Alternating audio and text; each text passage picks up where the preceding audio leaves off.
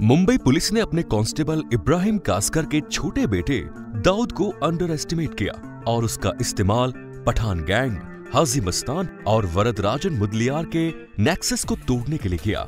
इन gang की आपसी दुश्मनी का फायदा उठाकर मुंबई पुलिस ने सोचा कि वो दाऊद इब्राहिम को बड़े आसानी से खत्म कर देंगे, लेकिन आगे चलकर दाऊद इब्राहिम मुंबई पुलिस का ही सिरदर्द बन गया और जब तक मुंबई पुलिस दाऊद को कंट्रोल करने की कोशिश करती, तब तक मुंबई पुलिस की पहुंच से वो बहुत दूर जा चुका था और वो आज भी मुंबई पुलिस के लिए एक सपना बनकर रह गया।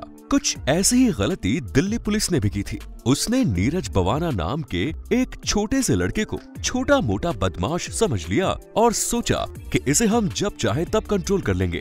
लेकिन आज नीरज बवाना ने अपनी क्राइम हिस्ट्री में इतने अपराध जोड़ लिए कि उसे दिल्ली का दाऊद कहा जाने लगा। उसको देखकर नई उम्र के लड़के अपराध की दुनिया में कदम रख रहे हैं और आज नीरज बवाना का नेक्सस दक्षिण भारत तक पहुंच गया।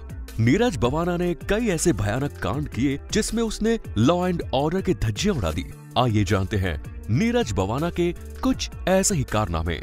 दिल्ली के नॉर्थ वेस्ट जिले में 52 गांव पड़ता है। इसी गांव में 5 अगस्त 1988 को नीरज सहरावत का जन्म हुआ। उनके पिता प्रेम सहरावत थे, जो दिल्ली परिवहन निगम में बस कंडक्टर का काम करते थे।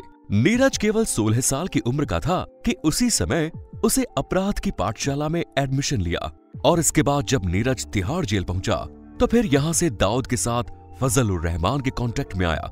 रहमान के साथ उसने अपराध की ट्रेनिंग ली और जब अपराध की दुनिया में उतरने और एक्टिव होने की बारी आई तो उसने इंटर्नशिप के लिए एक गैंग ज्वाइन की। तो नीरज ने सुरेंद्र मलिक उर्फ नीतू दाबूदा की गैंग ज्वाइन कर ली। दिल्ली के आसपास इलाकों में उस समय नीतू दाबूदा अपराध के क्षेत्र में एक बड़ा नाम जाना जाता था। नीतू दाबूदा के साथ मिलकर नीरज सहरावत ने कई बड़ी बड़ी आपराधिक वारदातों को अंजाम दिया, जिनमें रंगदारी वसूलना, हत्या करना और लूट करना, ये मामले उसके ऊपर बढ़ते ही जा रहे थे। नीरज सहरावत का नाम भी बड़ा होता जा रहा था।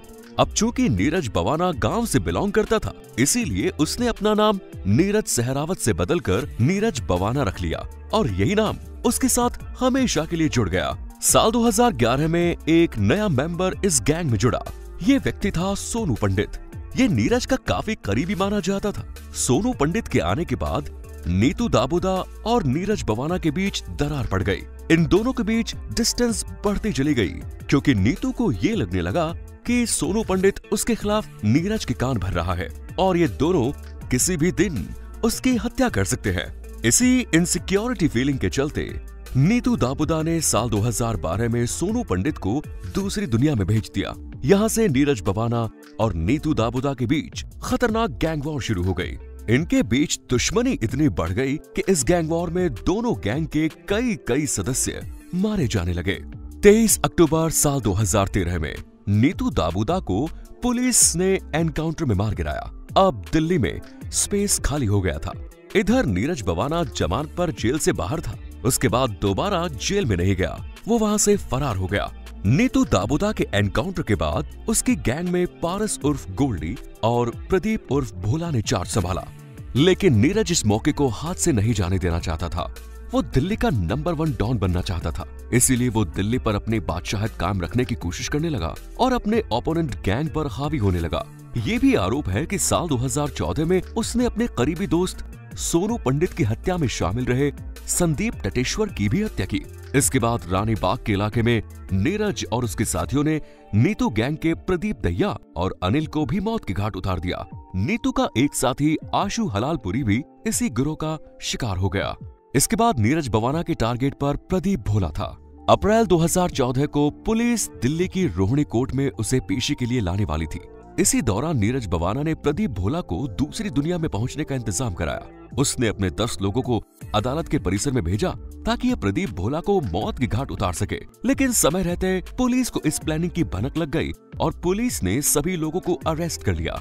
नीरज बवाना का एक खतरनाक कांड 15 दिसंबर साल 2014 यूपी में घटित हुआ। दरअसल यूपी में डर और खौफ का एक और नाम लोगों के बीच चर्चा का विषय था। उसका नाम था गैंगस्टर सुनील राठी। सुनील की गैंग में उसका second hand command Amit Malik उर्फ अमित भूरा था। जो इस समय देहरादून पुलिस कस्टडी में था। उत्तर प्रदेश के बागपत के सिंधौली पुलिस स्टेशन में अमित भूरा के खिलाफ मर्डर का एक मामला चल रहा था और दिसंबर महीने में यहाँ की अदालत में अमित भूरा की पेशी होनी थी। उसको देहरादून से बागपत कोर्ट में पेशी के लिए लाया जा रहा था। घटना वाले दिन अमित भूरा को पुलिस के 5 जवान देहरादून जेल से अपनी कस्टडी में लेकर सुबह 6 बजे ट्रेन में बैठे। उनकी ट्रेन बागपत के लिए रवाना हो गई। बागपत पहुंचने के बाद स्टेशन से उसे गणेश टेम्पो में बैठाकर कोर्ट परिसर के लिए चल पड़े। जब पुलिस वालों का ये टेम्पो बागपत के राष्ट्रीय वंदना चौक पर पहुंचा था, तभी वहां से और 2 लोग इस टेम्पो में बैठे। टेम्पो जैसे ही आगे के रास्ते पर बढ़ा और कृष्णा ज्योति स्कूल के पास पहुंचा, तब पीछे से तेज रफ्तार से एसयूवी आई और उसने टेम्पो को टक्कर मार दी। उस गाड़ी से कई नकाबपोश बदमाश उतरे, जिनके हाथों में पिस्टल और कट्टा दोनों मौजूद थे। पुलिस वाले हक्का बक्का रह गए। इसके पहले कि वो कुछ समझ पाते, टेम्पो के अंदर बैठे बदमाशों के 2 साथियों ने पुलिस वालों की आंखों में मिर्ची पाउडर झोंक दिया। इन बदमाशों ने टेम्पो को पूरी तरह से चारों तरफ से घेर लिया और अब वो टेम्पो इनके कब्जे में हो गया। पुलिस वालों को बंदूक की नोक पर थोड़ी देर के लिए बंदी बना लिया गया। उनके पास मौजूद AK-47 हथियार लूट लिए गए। उसके साथ ही अमित भूरा को भी पुलिस वालों के चंगुल से छुड़ा लिया गया। सभी बदमाश तत्काल इस एसयूवी में बैठकर वहां से गायब हो गए। पुलिस वालों के हाथ के जैसे तोते ही उड़ गए हो। वो हैरानी से अपनी जगह पर बैठे रहे। थोड़ी ही देर में ये खबर मीडिया की सुर्खियां भी बन गई। उत्तर प्रदेश से लेकर उत्तराखंड की पुलिस तक हड़कंप मच गया और इस वारदात के बाद अमित भूरा उत्तराखंड और उत्तर प्रदेश दोनों ही राज्यों के लिए मोस्ट वांटेड गैंगस्टर बन गया। लेकिन पुलिस की हैरानी उस समय बढ़ी जब इस वारदात को अंजाम देने वालों में नीरज बवाना का भी नाम सामने आया, क्योंकि अमित भूरा को छुड़ाने के लिए जो लोग आए थे उनमें नीरज बवाना खुद मौजूद था, जो अपने साथियों के साथ इस कांड को अंजाम दे रहा था। नीरज बवाना ने मौत को चकमा दिया। यह घटना उस दौर की है जब नीरज बवाना यंग होता था। जेल में उसने अपराध की दुनिया की ट्रेनिंग काफी अच्छे से ली।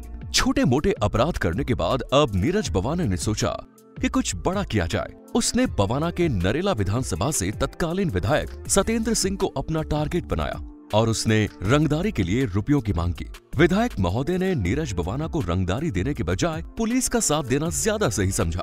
उन्होंने पुलिस में रिपोर्ट दर्ज कराई और पुलिस तत्काल एक्शन मोड में आ गई। इसके बाद नीरज बवाना को गिरफ्तार कर लिया गया और उसे जेल भेज दिया गया। साल 2013 में वो जेल से बाहर आया, लेकिन उसे ये रिहाई पैरोल पर कुछ दिनों के लिए मिली। पैरोल खत्म होने के बाद उसे तिहाड़ जेल वापस जाना था, लेकिन वो वापस जाने के बजाय पैरोल से ही फरार हो गया और उसने पुलिस में आत्मसमर्पण नहीं किया। इसकी वजह से वहां की पुलिस परेशान हो गई, क्योंकि पुलिस अच्छी तरह से जानती थी कि नीरज बवाना जैसे खतरनाक अपराधी का खुलेआम घूमना आम पब्लिक की सुरक्षा के लिए काफी खतरनाक है। इसके इस तरह खुले रहने से अपराधों का ग्राफ काफी तेजी से ऊपर बढ़ने लगा। पुलिस और बदमाशों के बीच चोर और पुलिस का खेल शुरू हो गया। लेकिन नीरज बवाना काफी समझदार था और उसे आने वाले घटनाक्रम का पहले से ही एहसास हो जाता था। अब पुलिस और नीरज बवाना के बीच तू डाल डाल मैं पात पात का खेल चल रहा था। जैसे पुलिस को जानकारी मिलती कि नीरज बवाना आज यहाँ पर किसी शिकार का गेम बजाने वाला है, पुलिस वहां पहुंच जाती, लेकिन उसके पहले ही नीरज बवाना शिकार करके वहां से जा चुका होता। पुलिस भी परेशान थी कि अपराध तो हो रहे हैं, लेकिन अपराधी हर बार उसके चंगुल से भागकर फरार हो जाता था। इसके बाद सिचुएशन ये हो गई कि दिल्ली, पंजाब, हरियाणा, कर्नाटक, गुजरात, महाराष्ट्र जैसे राज्यों में नीरज बवाना के नाम से कई मुकदमे दर्ज होने लगे। आधे देश के आधे राज्यों की पुलिस नीरज बवाना को तलाश कर रही थी, लेकिन नीरज बवाना हमेशा पुलिस से 2 कदम आगे की चाल चलता था। और उसके पीछे कारण ये है कि पढ़ाई लिखाई की उम्र में जहां दूसरे बच्चे एकेडमिक करियर बनाते हैं और एक अच्छा नागरिक बनने के रास्ते पर चलते हैं, वहीं इस पढ़ने लिखने की उम्र में नीरज बवाना को जुर्म की दुनिया के उस्ताद मिलते चले गए। आगे चलकर नीरज बवाना खुद ही जुर्म की दुनिया का उस्ताद बन गया और इसके बाद उसे दिल्ली में जुर्म की दुनिया का नंबर 1 गैंगस्टर बनना था। दिल्ली पुलिस अब तक नीरज बवाना की करतूतों से परेशान हो चुकी थी। उसके अपराधों की सूची तैयार की गई तो वो लिस्ट सेंचुरी क्रॉस कर गई। उसके 100 अपराध पुलिस के रिकॉर्ड में दर्ज हो गए। पुलिस नीरज बवाना को पकड़ने की फिराक में थी और उस पर 5 लाख रुपयों का इनाम भी रखा गया। पुलिस अब अपने 100% एफर्ट लगाकर किसी भी कीमत पर नीरज बवाना को पकड़ना चाहती थी। पुलिस के पास अपडेटेड जितने भी मॉडर्न टेक्नोलॉजी थी, उन सबको उसने इस्तेमाल किया और नीरज बवाना की खोज की जा रही थी। दिल्ली से लेकर बंगाल तक पुलिस का अपना डिपार्टमेंटल नेटवर्क और इंफॉर्मेशन के लिए मुखबिरों का नेटवर्क अलर्ट मोड पर था। हजारों गुमनाम निगाहें नीरज बवाना को तलाश रही थी। अप्रैल 2015 के महीने में उस दिन पुलिस स्टेशन का फोन बजा तो पुलिस ने बड़ी उम्मीद के साथ उस फोन को उठाया। सर्विलांस फोन पर पुलिस का मुखबिर मौजूद था। उसने जो जानकारी दी उसके बाद पुलिस महकमे में हड़कंप मच गया और पुलिस का पूरा सिस्टम एक्टिवेट हो गया। दरअसल मुखबिर ने बताया कि नीरज बवाना सुबह सुबह अपने घर आने वाला है। पुलिस ने अपने एक्सपर्ट और छटे हुए जवानों की एक टीम तैयार करी और वो ऑपरेशन नीरज बवाना के लिए निकल गए। रात 3:40 पर दिल्ली के मुंडका इलाके में दिल्ली पुलिस के जवान नीरज बवाना के लिए पूरी फील्डिंग जमा कर बैठे थे। पूरा का पूरा मुंडका का इलाका पुलिस ने सील कर दिया था। पुलिस को इसी समय एक कार आई हुई नजर आई। मोहम्मद राशिद उस कार को ड्राइव कर रहा था। नीरज बवाना ने पुलिस को देखा तो उसने फायरिंग शुरू कर दी। पुलिस की तरफ से भी फायरिंग शुरू हो गई। दोनों तरफ की फायरिंग में नीरज बवाना का एनकाउंटर बिल्कुल निश्चित था, लेकिन पुलिस उसे जान से नहीं मारना चाहती थी। सबसे बड़ी बात यह थी कि पुलिस के पास इतना फोर्स था कि वो नीरज बवाना को कंट्रोल कर सकती थी। थोड़ी देर में नीरज बवाना को पुलिस ने चारों तरफ से घेर लिया और उसे अरेस्ट कर लिया। नीरज बवाना को गिरफ्तार करके तिहाड़ जेल भेज दिया गया और तब से लेकर आज तक वो दिल्ली की तिहाड़ जेल में बंद है। चलिए अब बात करते हैं नीरज बवाना के एक ऐसे खतरनाक कांड के बारे में जिसके बारे में जानकर आप हैरान हो जाएंगे, क्योंकि नीरज बवाना के इस कांड के बाद ही दिल्ली में अंडरवर्ल्ड की एक नई लड़ाई शुरू हुई। इस कांड से पूरी दिल्ली में सनसनी मच गई। दरअसल हुआ यूं कि अक्टूबर 2013 को दिल्ली के बसंत कुंज इलाके में gangster Neetu Dabodiya police encounter में मारा गया। नीतू दाबोदिया नीरज बवाना का विरोधी गैंग था। दोनों गैंग के बीच जबरदस्त लड़ाई चलती थी। नीतू दाबोदिया गैंग में भी नंबर 1 की पोजीशन खाली हो गई। इसी एनकाउंटर के बाद नीरज बवाना चाहता था कि दिल्ली अंडरवर्ल्ड में वही नंबर 1 बन जाए, लेकिन नीतू दाबोदिया गैंग की कमान पारस गोल्डी और प्रदीप भोला ने संभाली। ये दोनों नीतू दाबोदिया से काफी खास व्यक्ति रहे। अपने एनकाउंटर से कुछ दिन पहले नीतू दाबोदिया ने पारस गोल्डी को पंजाब पुलिस के पंजे से उस समय छुड़ाया जब पंजाब पुलिस ट्रेन से पारस गोल्डी को लेकर जा रही थी। दरअसल पंजाब पुलिस दिल्ली की 30 हजारी कोर्ट में गोल्डी पारस को पेश करने के लिए लेकर आई थी। तभी दिल्ली के सराय रोहिल्ला इलाके में चलती ट्रेन से नीतू दाबोदिया ने पारस गोल्डी को पुलिस के कब्जे से छुड़ा लिया। नीतू दाबोदिया के एनकाउंटर के बाद पारस गोल्डी ने नीरज बवाना गैंग में मारकाट मचा दी। उसने साल 2014 में अपने साथियों के साथ मिलकर नीरज बवाना गैंग के रवि को मौत की घाट उतार दिया। ये एक नई लड़ाई की शुरुआत थी। इसके बाद दोनों ही गैंग आपस में भिड़ते रहे और एक दूसरे को मारते रहे। दोनों गैंग से लगातार एक दूसरे के आदमियों की जान जा रही थी। एक दिन पुलिस ने पारस गोल्डी को पकड़ लिया और उसे तिहाड़ जेल भेज दिया। उस समय तिहाड़ जेल में नीरज बवाना गैंग अपनी पूरी टीम के साथ मौजूद था। इसी के बाद दाबोदिया गैंग के पास पारस गोल्डी और प्रदीप भोला को तिहाड़ जेल में ही बंद कर दिया गया। साल 2015 के अगस्त महीने में तिहाड़ जेल में बंद नीरज बवाना अपनी शैतानी खोपड़ी के तमाम एंटीना को ओपन किए हुए था, ताकि उसके दिमाग में नीतू दाबोदिया गैंग के नए लीडर्स को खत्म करने की कोई परफेक्ट स्कीम आ सके। उसे अच्छी तरह से मालूम था कि अगले दिन उसकी कोर्ट में पेशी है। दिल्ली के रोहिणी कोर्ट में उसका केस चल रहा था और पुलिस उसे इसी कोर्ट में पेशी के लिए ले जाने वाली थी। तभी उसको ये इन्फॉर्मेशन मिली कि नीतू दाबोदिया गैंग के पारस और प्रदीप भोला की पेशी भी उसी दिन होनी है। इस खबर के मिलने के बाद नीरज बवाना खतरनाक की खोपड़ी के सारे एंटीना अपने फुल एनर्जी के साथ काम करने लगे। उसने अपने साथी राहुल काला और नवीन बाली जैसे लोगों के साथ मुलाकात की और एक खतरनाक प्लान बनाया, जिसको एग्जीक्यूट करने का जिगरा भी केवल नीरज बवाना जैसे खतरनाक अपराधी के पास ही हो सकता है। अगले दिन सूरज ने जैसे ही धरती पर पैर पसारना शुरू किया, नीरज बवाना गैंग के बदमाश सुनील मान, राहुल काला, नवीन बाली और दिनेश को पेशी के लिए रोहिणी कोर्ट लाया गया। इसी समय पारस और प्रदीप को भी पेशी के लिए लाया गया था। कोर्ट की कार्रवाई शुरू होती है और देखते ही देखते दिन बीत जाता है। कोर्ट की आज की कार्रवाई खत्म हुई। शाम के 5 बज चुके थे। सूरज भी अपने घर जाने की तैयारी कर रहा था। इस समय नीरज बवाना और उसकी गैंग के 6 लोग अपनी प्लानिंग को अंजाम देने का खतरनाक इरादा बना चुके थे। इसके बाद इन लोगों को अपनी प्लानिंग को एग्जीक्यूट करने का मौका मिला। न जाने क्यों, लेकिन इस मामले में पुलिस ने दोनों विरोधी गैंग को एक साथ एक ही वैन में कोर्ट परिसर से जेल तक ले जाना उचित समझा। नीरज बवाना गैंग के 6 बदमाशों के पास ही पारस और प्रदीप को भी बिठाया गया। एक ही पुलिस वैन में इन लोगों को पुलिस दिल्ली की रोहिणी कोर्ट से जेल की तरफ लेकर जा रही थी। पुलिस की ये वैन जब रोहिणी कोर्ट और तिहाड़ जेल के रास्ते के बीच में पहुंची, तब इस समय नीरज बवाना ने अपने साथी नवीन बाली को इशारा किया। नवीन बाली ने अपने तौलियों का इस्तेमाल किया और उसे पारस के गले में फंदा बनाकर डाल दिया। उसने फंदे को कसना शुरू किया और देखते ही देखते पारस का दम घुटने लगा। लेकिन बात यहीं खत्म नहीं हुई। नीरज बवाना के बाकी के लोग भी उन दोनों पर भूखे भेड़ियों की तरह टूट पड़े। पुलिस वैन के अंदर ही दोनों को पटक पटक कर उनकी गधा कुटाई चालू कर दी गई और ये पिटाई तब तक चली जब तक कि दोनों का दम नहीं निकल गया। दोनों के सिरों को बुरी तरह से कुचल दिया गया। पुलिस वैन के अंदर ही नीरज बवाना के साथी पूरी तरह से राक्षस में बदल चुके थे। नीतू दाबोदिया गैंग के दोनों लीडर्स का काम तमाम हो चुका था।